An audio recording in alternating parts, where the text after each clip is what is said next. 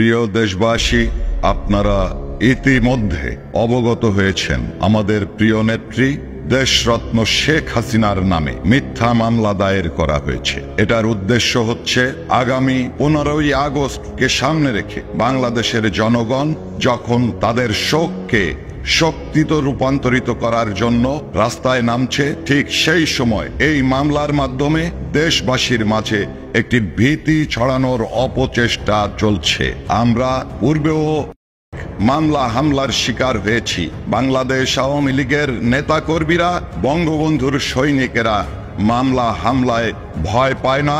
দেশরত্ন শেখ হাসিনা অবিলম্বে দেশে ফিরবেন। তাকে আটকে রাখার ক্ষমতা এই সরকারের হবে না।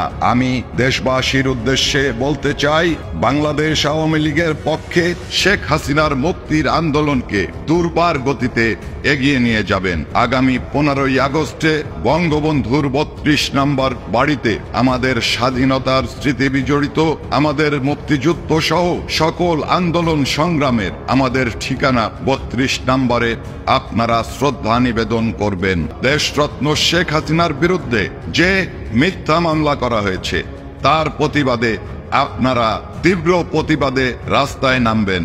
আপনারা জানেন, যারা বিভিন্ন সময় গুম হয়েছেন, খুন হয়েছেন বলেছেন, তারা একে একে বেরিয়ে আসছেন। তাদের মিথ্যাচার এবং তাদের যে নৈতিকতা বিরোধী কর্মকাণ্ড, এটা সহ্য করা যায় না, এটা আমরা সহ্য করব না। আপনাদেরকে ঐক্যবদ্ধ হতে হবে। 15ই আগস্টের শোককে শক্তিতে রূপান্তরিত করে আমরা আমাদের প্রিয় নেত্রীকে সসম্মানে দেশে ফিরিয়ে আনবো এবং আগামী দিনে যে সরকার গঠন হবে সেই সরকারের প্রধান আমরা শেখ হাসিনাকেই নির্বাচিত করব। আমাদের বাংলাদেশের বাইরে যে সমস্ত ভাইরা বসবাস করেন তাদের উদ্দেশ্যে বলতে চাই, 15ই আগস্ট ওই বিশ্বের যে সমস্ত পার্লামেন্ট ভবন আছে, প্রত্যেকটা পার্লামেন্ট ভবনের সামনে আপনারা অবস্থান জানাবেন, আপনারা আপনাদের প্রতিবাদ জানাবেন, বিশ্ব জনমত গড়ে তোলার জন্য আপনারা ভূমিকা রাখবেন। বন্ধুগণ, আজ পর্যন্ত কোন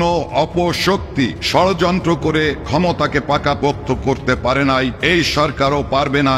আজকে যে অপপ্রচার চলছে, যে রাষ্ট্রযন্ত্র শেখ হাসিনাকে দায়ী করছে, বল প্রয়োগের মাধ্যমে দেশ থেকে বাধ্য করে শেখ হাসিনাকে মিথ্যা মামলা দিয়ে দেশে যাতে না ফিরতে পারে সেই ভয় দেখাচ্ছেন। আপনাদের ভয়ে শেখ হাসিনা ভীত নয়, আপনাদের ভয়ে মুজিব পাগল মানুষ ভীত নয়। আপনাদেরকে আমরা অহিংস আন্দোলনের মাধ্যমে মোকাবেলা করব। আমরা আমাদের সর্বাত্মক শক্তি নিয়ে বাংলাদেশে গণ অভ্যুত্থান ঘটাবই ঘটাবো ইনশাআল্লাহ। জয় বাংলা, জয় বঙ্গবন্ধু।